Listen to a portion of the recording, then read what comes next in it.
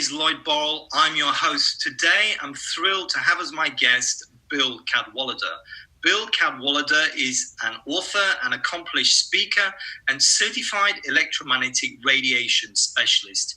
He was formerly in the U.S. Marine Corps until he retired as a lieutenant colonel, and previously worked in the Information Technology Department for Clark County, Nevada.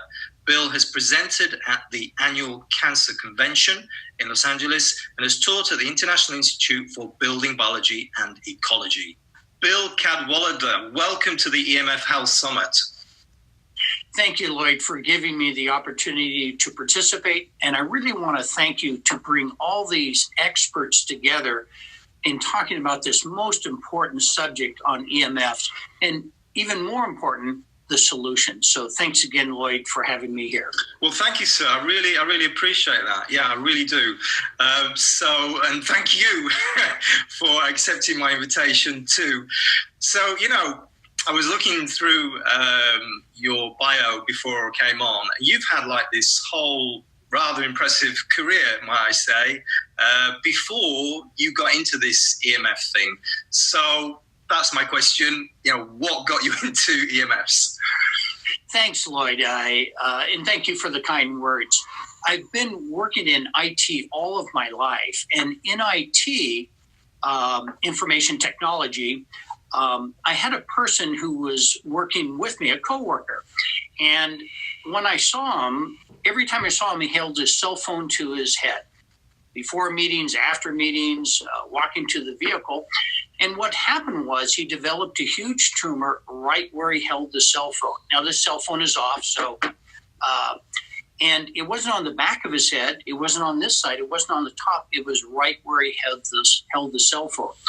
And he had surgery and then massive chemo. And we had a sigh of relief, but it grew back. Surgery again, massive chemo, and then he died. Oh, dear. He left a wife who was a widow. He left 7 children who are now fatherless. And at that moment in time, I knew, Lloyd, that industry was never going to tell us how to use cell phones and all this electronic devices safely. And that's when I started my journey. And the most important thing, I think, is what all the issues are, but even more importantly, we have solutions. And that's what I want to. Of course, super important. We talk about. You do as well. Yeah, absolutely. And and that's obviously, that's when it really hits home, isn't it? Is when it's somebody and there's no proof. We can't prove. You can't prove that it was a cell phone. But when you see this over and over again, as you talk about in your book, which is here, just to give you a little plug. Oh, thank you. I've heard this also talking to many people, and I know people too, and so it becomes very clear that EMFs are contributing, stroke causing these health issues, does it not? Yes, and again, you get emails, you get texts, you get, just like I do, on a weekly basis about these heartfelt stories. And again, as you said, we can't prove anything, but what does it cost to take a precautionary approach? And that's what I tell people. And normally when I'm in someone's home or I'm talking to them over the phone, I say I have good, better, and best solutions. So depending upon what someone would do, I want them to take some solution. Yeah. And the thing is, I think so many people like me, perhaps like you at one time, because I'm a rather law-abiding person, just because, I guess that's the way I am. And, I like people to be respectful and, do to others as they do to you. And therefore government and, officials, then I have always had a certain respect for them. But this is like when you begin to look at the science and when you look at the the safety guidelines that the governments around the world are putting in place, not just the US government, but pretty much everywhere, with a few exceptions where they are more rigorous, places like China, places like Russia, then it's like there's something that doesn't quite add up here. And so, if you could just perhaps talk to that, Sure. Good question. What happens is that there's a lot of things at stake here. And in the book, we talk about timelines on safe things that we thought at one time were safe, but actually turned out to be dangerous. So we have the timeline for asbestos. So everyone knows now asbestos is bad for you. But in 1918 was the first paper that said asbestos had health concerns. But it was decades after that they actually did anything. And most people don't know, in the tobacco area in the 50s, when they started to say, hey, we better get some filters, this isn't too healthy, the tobacco industry, they themselves, the actual one of the first filters was an asbestos filter. So talking about tobacco and asbestos, not very good. BPAs came up recently, maybe 10, 15 years ago, remember baby bottles and things like that. But in the 1930s was the first report, the research paper that said BPAs have huge health concerns. Also lead in paint. 1950s was the first report that talked about that, and that's gone now. And again, even lead in gasoline, 1922 is when they knew there was a problem with that. But again, it took years and decades after that. Even the most famous pesticide, DDT, everyone knows about DDT. And invented in the late 30s, by the 1950s, what had happened was they determined there were issues, and we're still living with those issues now. In the soil, there's still breakdown, there's still remnants of DDT rather. And then we come to the biggest one of all, tobacco. And everyone says, well, we know there's problems. But the first research paper was actually in 1929, where they associated lung cancer with tobacco. But in the U.S., it took to the early 2000s when they finally did the big settlement of the lawsuit. So again, there's a track record of all these safe things that were really dangerous, industry saying they were safe, but there's a collusion with government. Yes. And part of the collusion is that things like the FCC, let's take that, is the Federal Communications Commission actually makes money by selling bandwidth. And so they're basically linked up with all the telecommunications companies. And then also in the U.S., we have what's called a revolving door, where a lot of times people in the industry will then work for the FCC, for an example, for a while, and then they'll go back to industry. So again, what point are they supporting?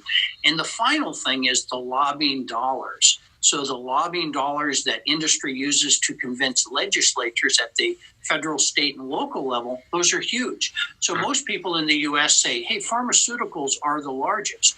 And yes, they were about $277 million that they spent in as of January 2018. But if you take all the telecommunications, you take the Wi-Fi, you take the internet guys, in the U.S., it comes up to $410 million that are there to influence legislatures so they don't pass laws to restrict or, make the standards stricter. And it's really sad. Yeah, it is. And so we've got this situation, as you say, where the FCC making money by selling the bandwidth. The FCC at the same time setting the guidelines for cell phones, but they're not responsible for the safety of these devices. How weird is that? Yeah, it's one of the weirdest things, and we're still living with the 1996-1997 Telecommunications Act in the U.S., and literally it was said that here are the standards, and they've never changed that. And before the first cell phone was released in the U.S., there was no biological study that was ever produced to prove cell phones are hazardous. And the Bioinitiative report, which you're very familiar with, they have, as of 2012, over 3,800 studies that showed all the health concerns with all the telecommunications. And one thing in our Telecommunications Act, in that act of 1996, 1997, it says literally you can never deny a cell tower based on health or environmental concerns. Yes. Crazy, isn't it? Yes. And so we've got this wireless world gone wild, have we not? They've coined this rather cleverly, coined this phrase "smart." Instead of wireless, they've chosen this word "smart," which is very smart. But anything smart is not smart because it's wireless. So it's just another word for wireless. Yes. I mean, so the world's been taken over. Because everybody wants this, don't they? And this is where we're going with the Internet of Things. That all these devices, everything you can imagine. We've had other guests talking about this. Even ties that are going to be smart for I don't know what reason. Which is rife with dangers, is it not? All this smart technology is rife with dangers. You're 100% right. So when we had tobacco and they were proving that it was really dangerous, everyone knew tobacco smoking wasn't a good habit and everything else. It's the exact opposite with all these smart devices and cell phones. Everyone runs their entire life on it now. And it's helpful, makes them more productive and everything else, unknowing that there's electromagnetic radiation constantly being spewing from these devices that people are not even aware of. And I live in Las Vegas. Hopefully the sign in the back behind me says Las Vegas, and there's the Strip and the Eiffel Tower there. I guess you were, living around there. Don't know why. I'm based in Las Vegas. I even put up our Eiffel Tower in the back. So it's half the size of Paris, but at least it's so I get to go to the CES show, the Consumer Electronics Show, every year in January in Las Vegas, and it's one of the biggest shows. And as you said, the new coin is Be Smart, Be Connected. So about 5 years ago, I started to see making everyday device being smart, like a coffee maker, you name it, and they're starting to put that in. But unknowns to most people is, like your cell phone, even if you're not making a call, with my measurements, I find every 6 to 30 seconds, it sends out pulses of radiation trying to find the nearest cell tower, Wi-Fi, or Bluetooth, even if you're not actively doing things. And it's hundreds of times the safe level. Same thing with these smart devices. They're constantly communicating. And they did a study in the Stockholm train station where they found out that there were over 20 different frequencies people were being bombarded with on a regular basis. Now, if you have one little Bluetooth device in the garage, tucked away somewhere, that's probably not going to affect you too much. But when you're starting to put them in every single device in homes, appliances, and everything, then you have this piling up of all these frequencies increasing the radiation.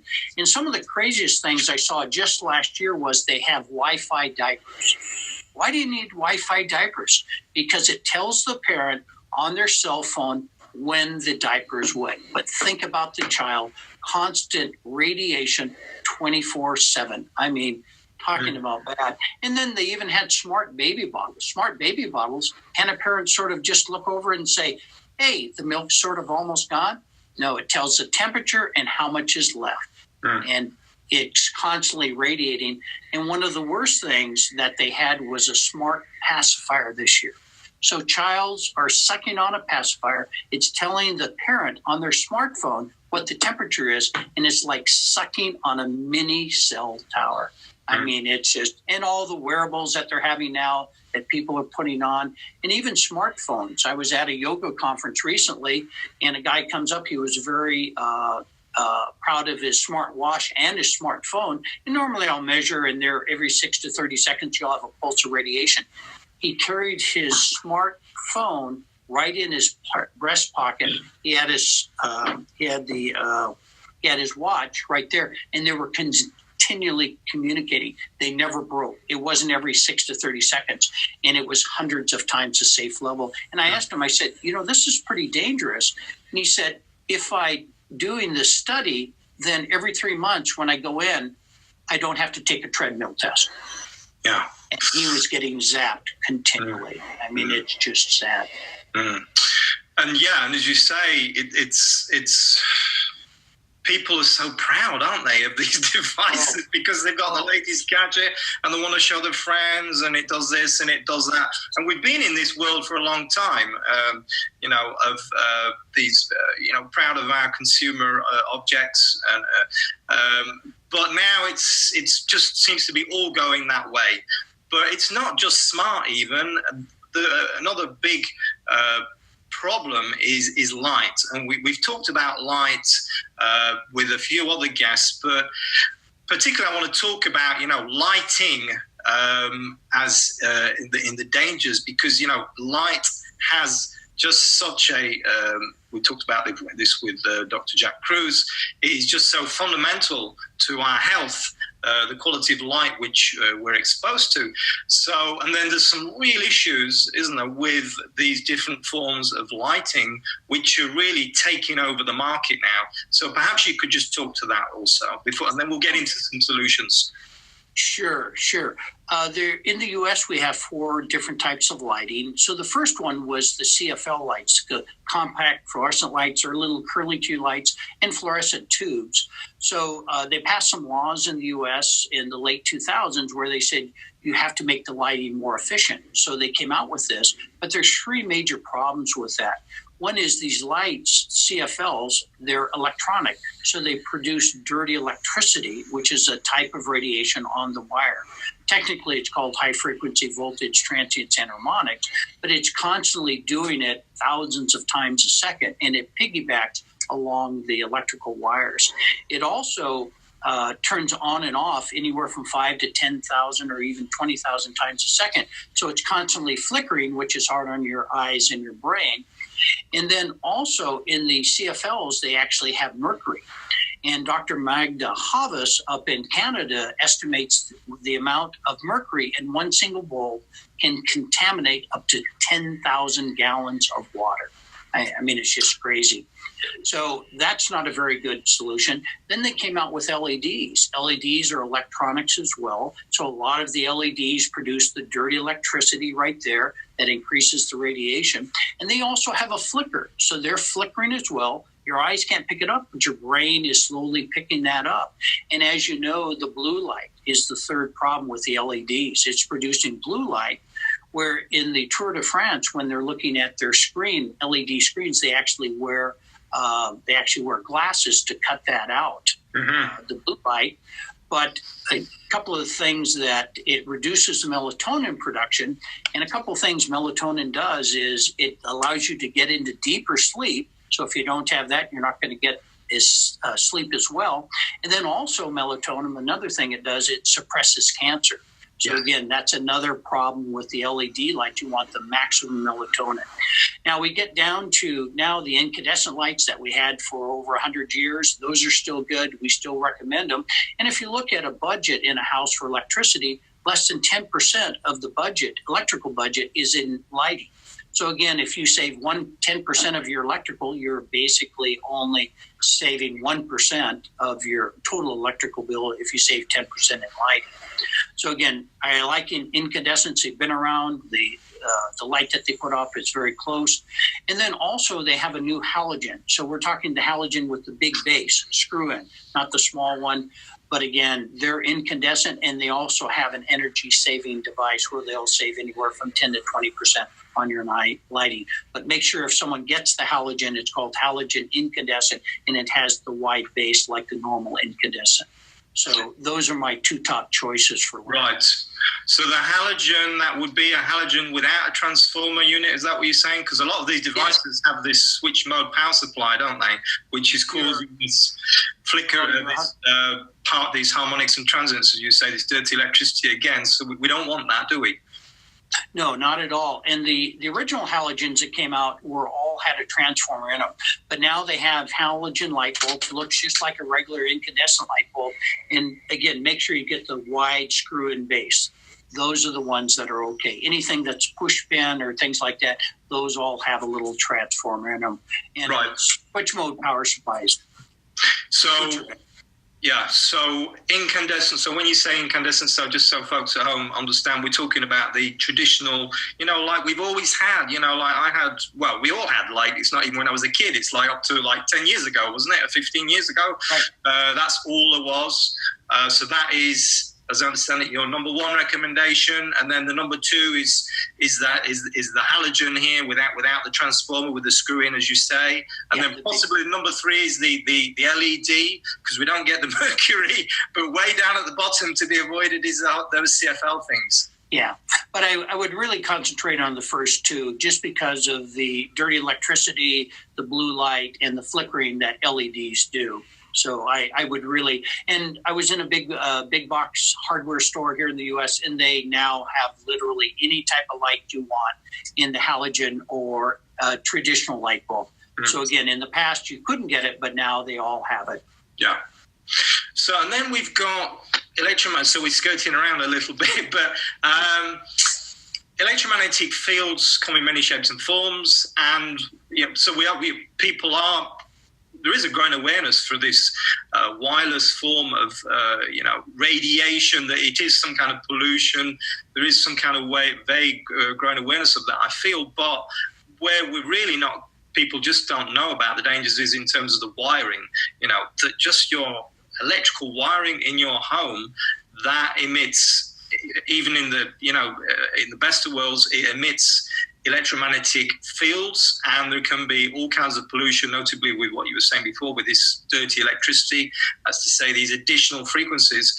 So perhaps you could speak to that, and more in terms of solutions, because I think you've got a few things perhaps you can offer on that.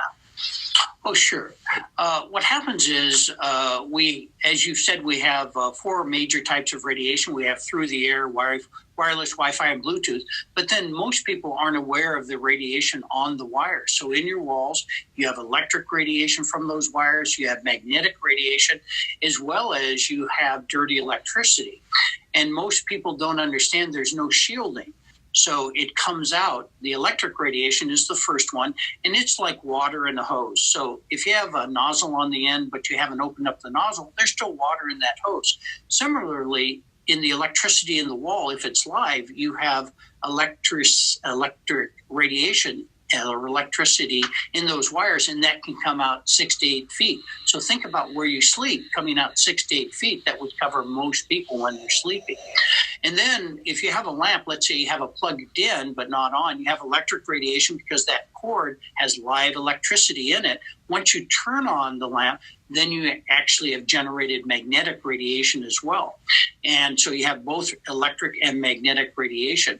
And then the third type is, as you said, dirty electricity, and that's caused by energy efficient devices, as well as any type of electronics, because electronics can't run on 120 volts in the US and 240 in Europe.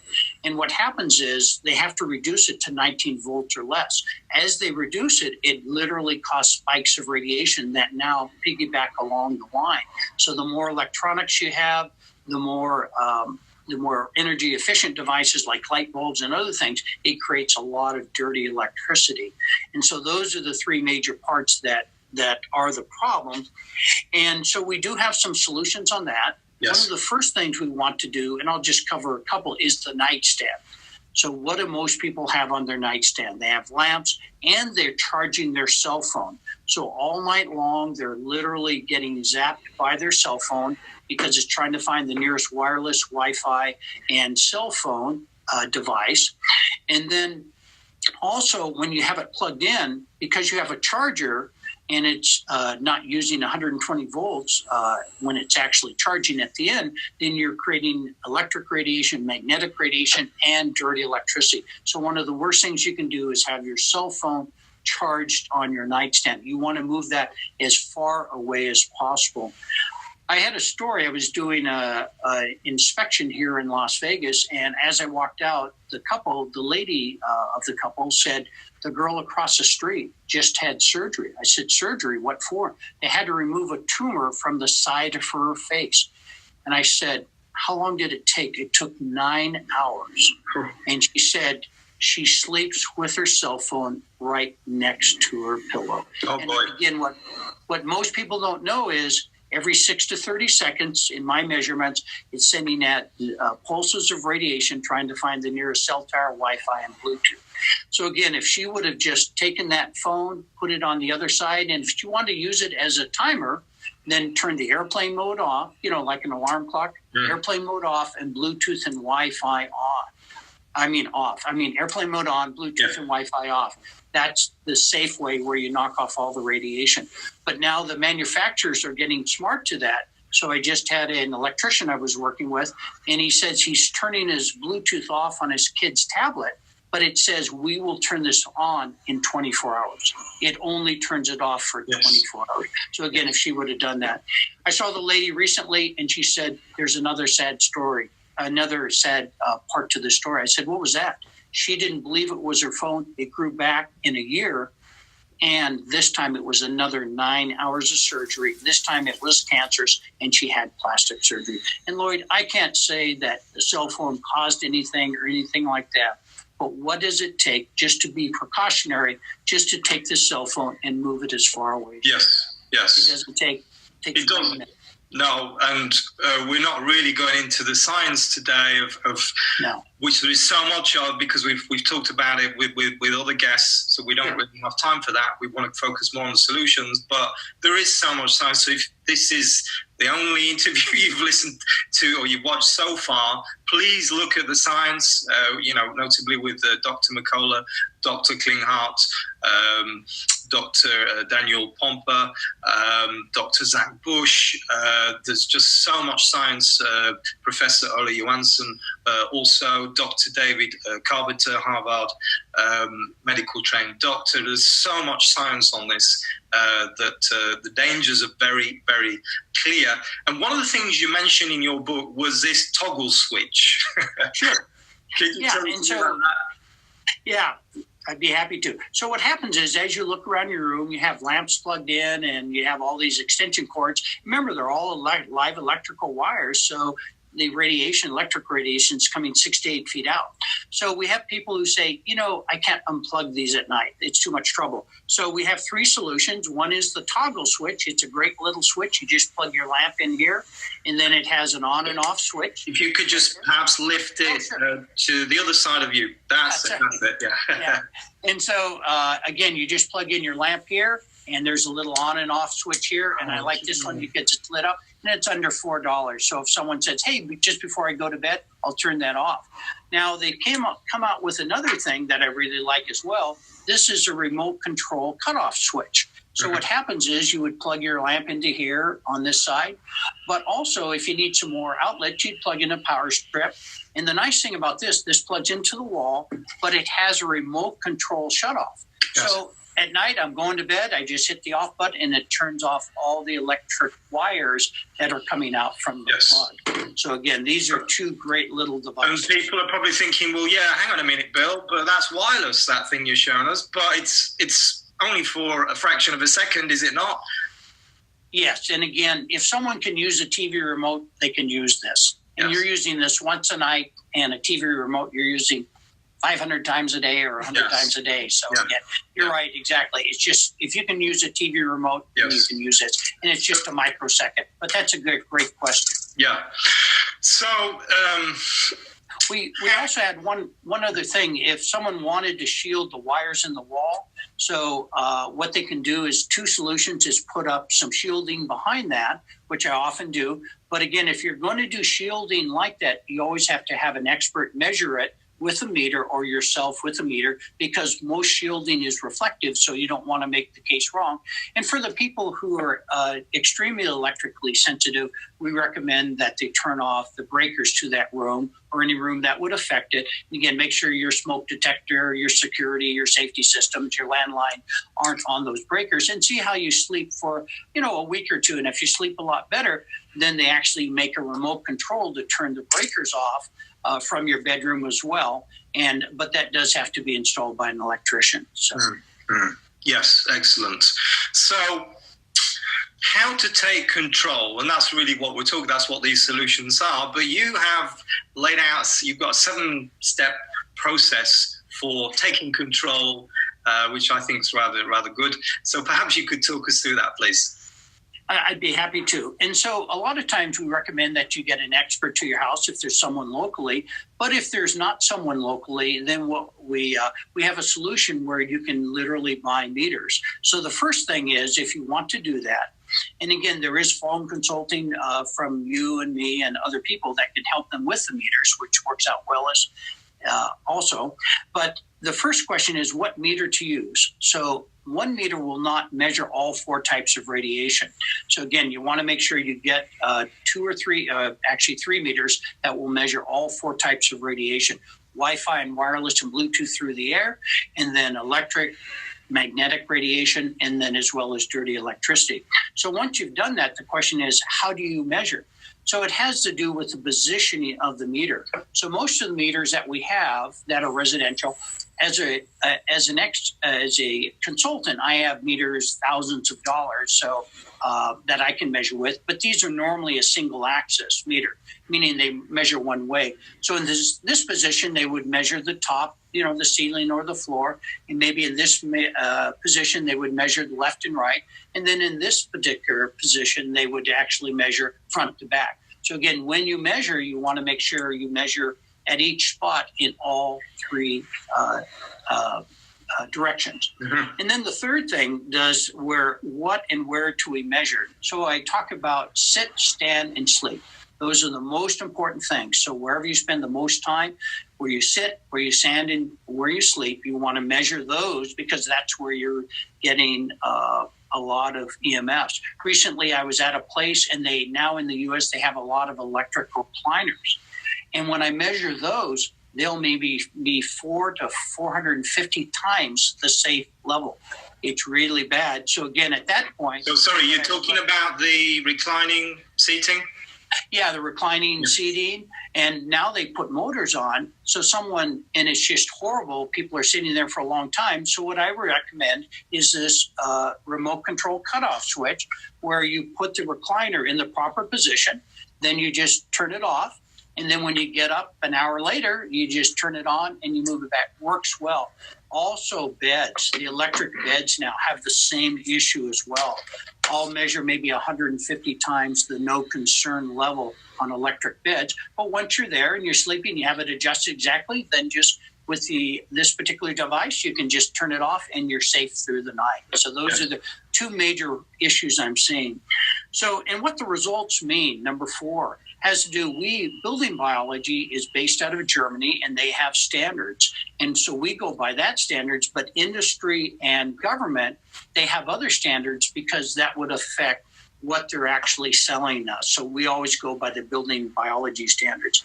And then also the 5th thing is the level of concerns. So building biology that we've accepted in the U.S. now have no concern, slight concern, a severe concern, and extreme concerns. So with each of the meters, there is actually a category that'll tell you which it is. And then people, depending upon their risk, will then take appropriate actions based on that. But it's very, very important to use those standards and not the published standards by industry or government. And then also number 6 is how to remediate. So what do you do once you find a problem? And we talked a little bit about that. You start to unplug, you turn off, you move, you have timers, toggle switches, you have remote control. And then also you can actually have some type of shielding. And again, whenever you do shielding, I would always recommend that you had an EMF consultant help you with that because of the problems. And then even breakers. So just by moving some things a little bit, I'll be doing a job in a condominium. And what can you do? You got people above you, below you, but just by moving your bed maybe 2 feet, we dropped it by over 90%. And it's interesting because below her, there was probably someone with a fan and it was coming right through the floor on the apartment or condo below. So again, just by moving it. And what you do is after you've moved it, then you put the meter back where you originally measured and make sure that your remediation actually worked. But again, just small little things can make a huge difference. Yes. And then again, number 7 is you want to always test and verify. So put the meter back, see what you did, and make sure it's lower and it was, after you've done the changes. Yeah, and that last one, is super important. In fact, having a protocol or a procedure to follow is super important, because you can't just say, oh my God, there's a cell tower outside my door, therefore I'm going to, go on Amazon or whatever, buy some shielding and put that up and I'm going to be fine. That does not work, does it? No. Again, whenever someone gets to the shielding, they need to have a meter, and it's always better if they have an EMF consultant, a certified electromagnetic radiation specialist, because of the reflective properties of almost all the shielding. And I've been in a master bedroom, and they had 9 windows, and we could see the cell tower out the side. And so what I did was I have some fabric. So there's Swiss Shield fabric that they sell, and I put it over one window, just as a test, and it went down. I put it over the second window, it decreased a little bit. Once I put it over the third window, it actually went back up. So that window was actually being an escape route for some of the radiation that was coming in and going out, and now it was bouncing inside the room. So again, shielding is one of your final steps, and it is a good step to do, but you've got to have someone who knows what they're doing, and you've got to have meters to make sure things have not gone up the opposite way. And it's a final step, and it's even a last resort, as I see it. You're 100% right.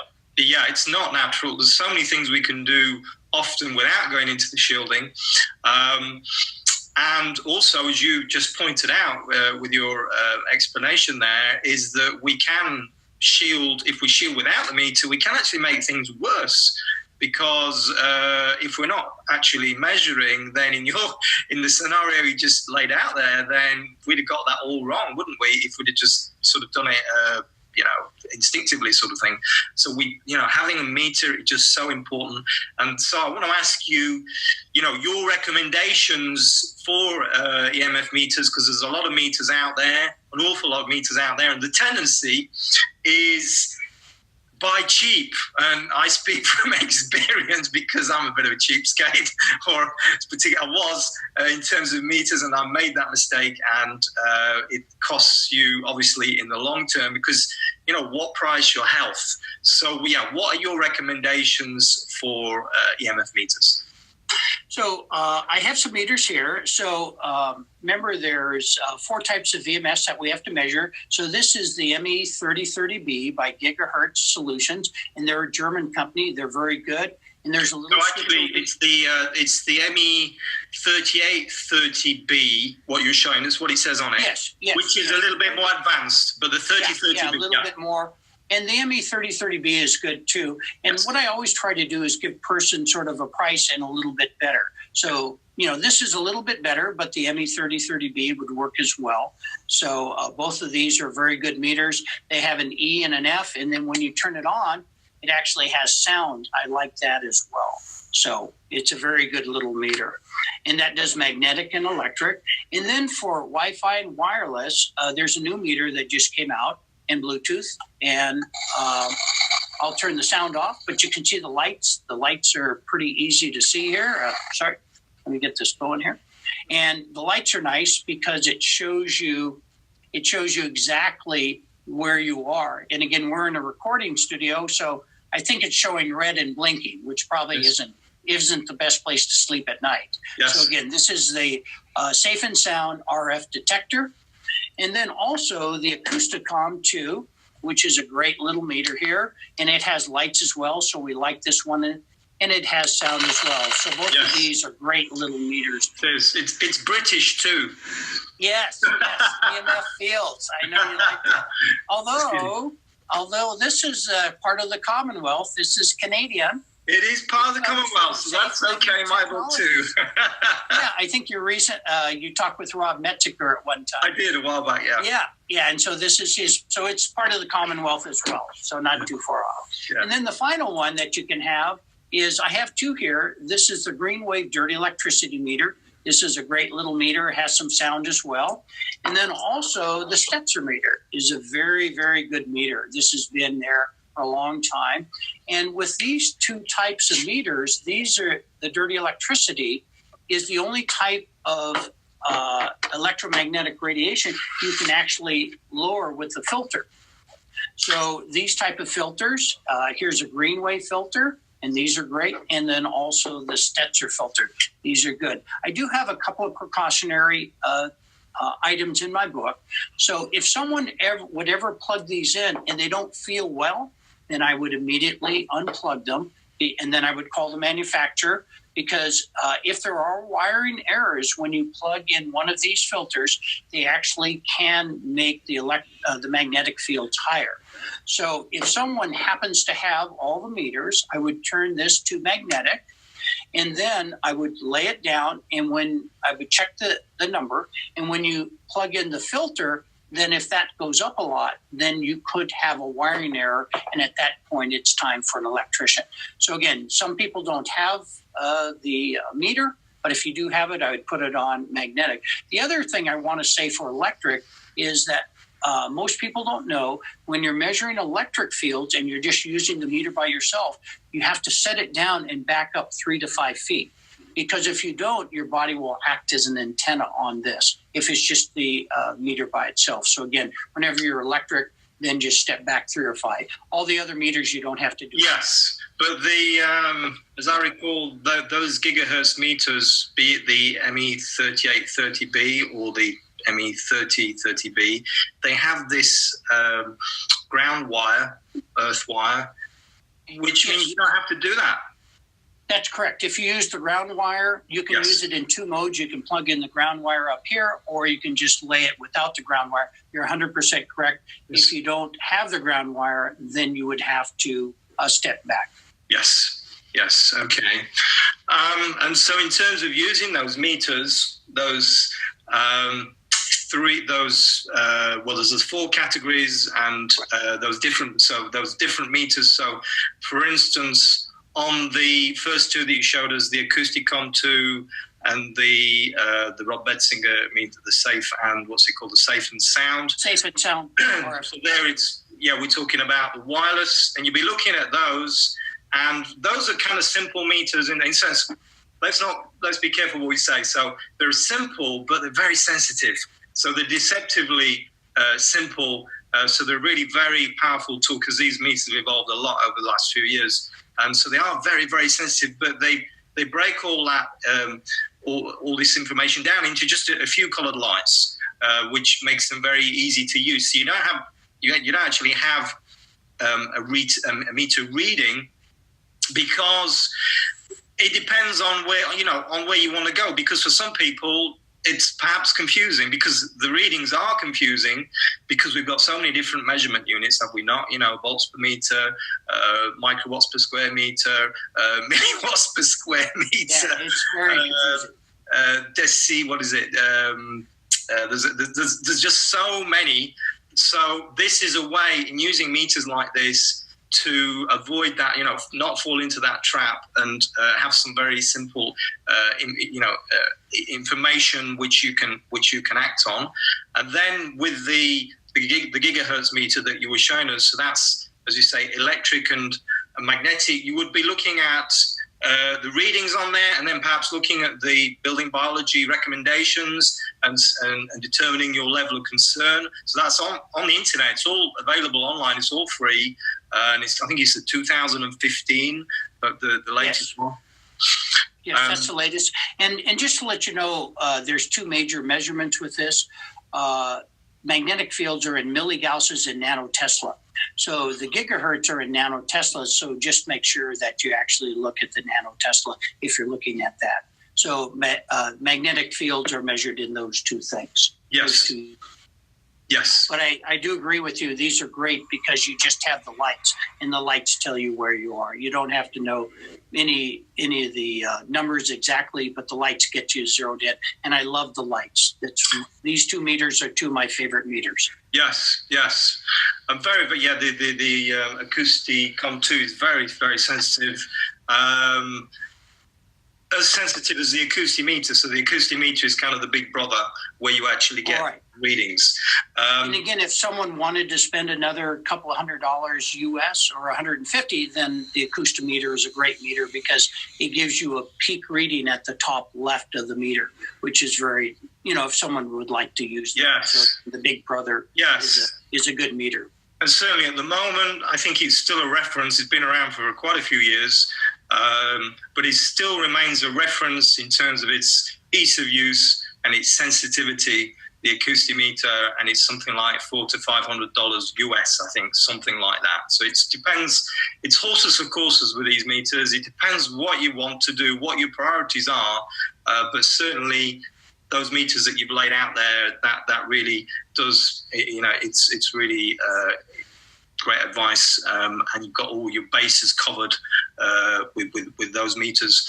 And just to finish off on just to clarify on the dirty electricity then, so there we have, certainly with the Stetson meter, a very simple number, below 50, according to Dave, who's been on the summit also, Dave Stetzer, anything above 50, you need to be so you just plug it in on your electrical socket, look what the number is, and anything above 50, then you need to be taking action, either trying to eliminate those devices which are causing this dirty electricity, or introduce those filters, as you mentioned.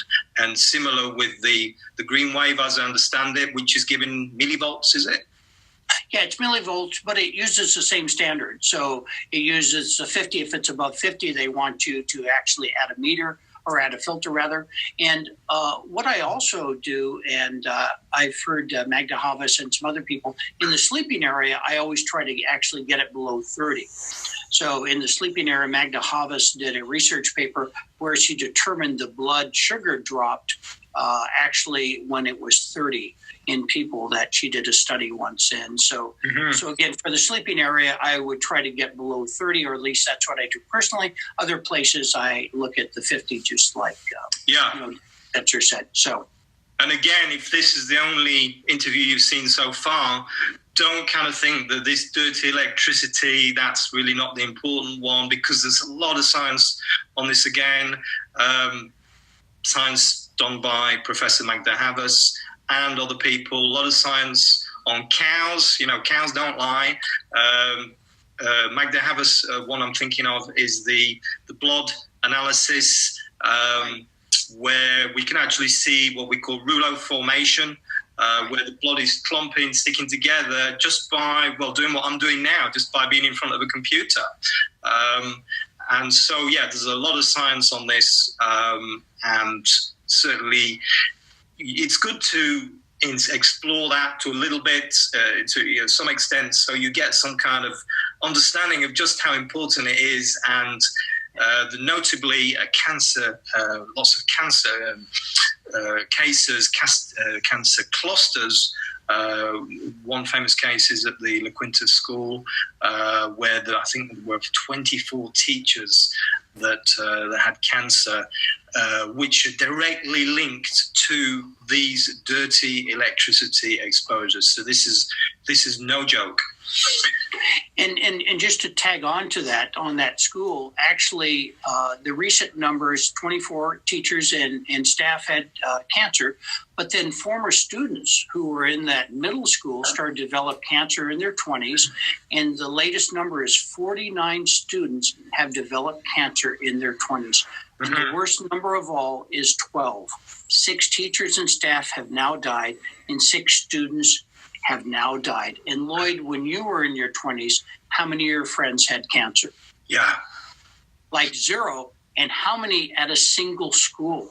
And 13 times the thyroid cancer at that school, almost 10 times the melanoma, and almost 9 times the uterine cancer. And those were just the 3 top cancers.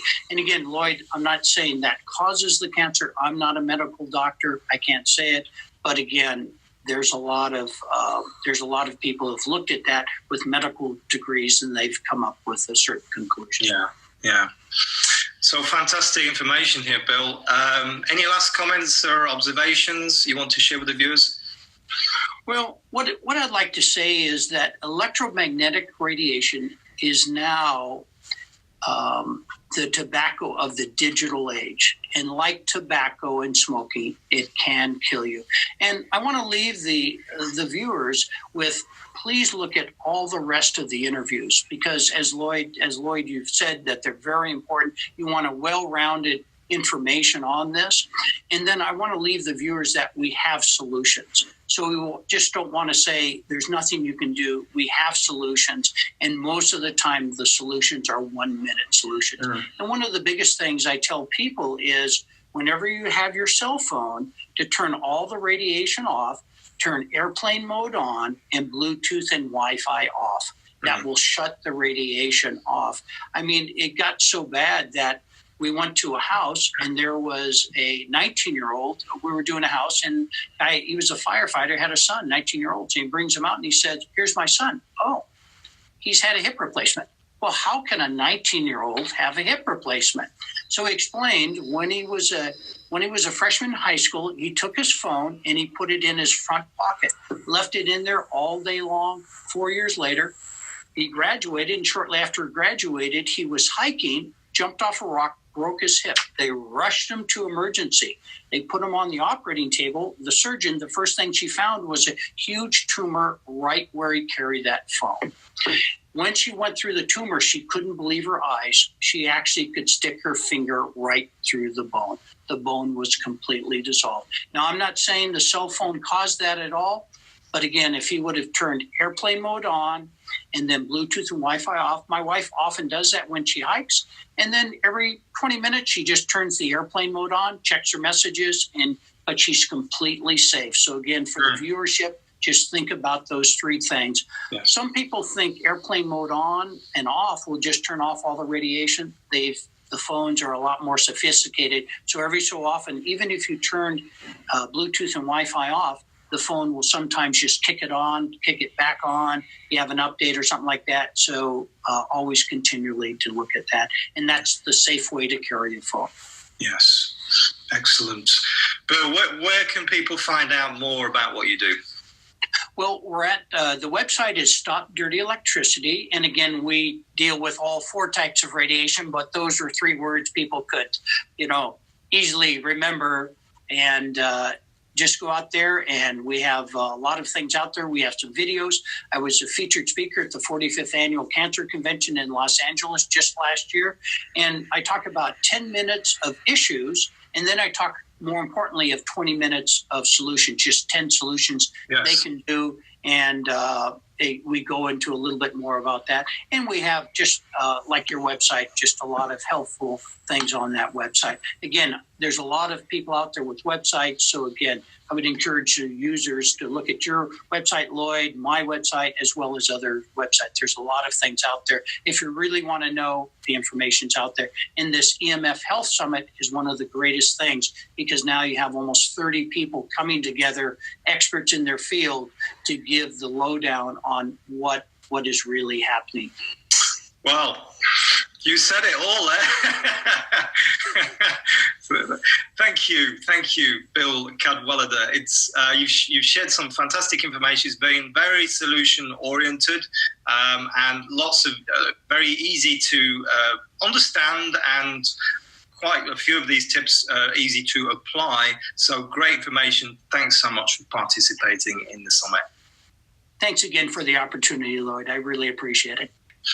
And for all of you who've joined us today, thanks for being part of this movement. Stay tuned for the next session. My name is Lloyd Borrell. Thank you so much. Take care. Have a great day. Bye-bye.